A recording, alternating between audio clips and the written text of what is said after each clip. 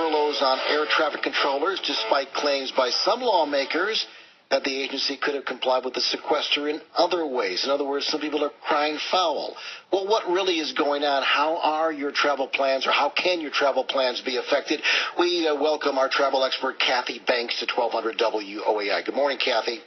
Good morning. What is really going on right now? How difficult and how busy and how have things backed up at the airports, if at all?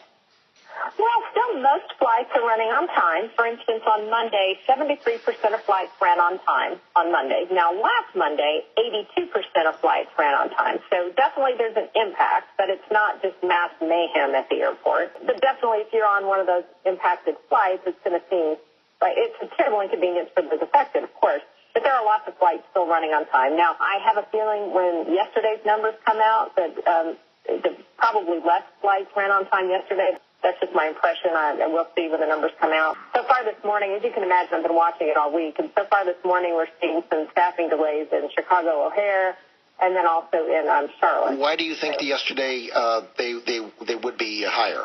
Why yesterday? It's just an impression. I sit here and watch these flight delays all day yesterday. It just seemed to me that more cities were impacted, but I'll be eager to see when the numbers come out. Now, Kathy, how exactly are we determining what role the staffing cuts are playing in the delays? With the exception of weather, do you think all delays will automatically get blamed on this?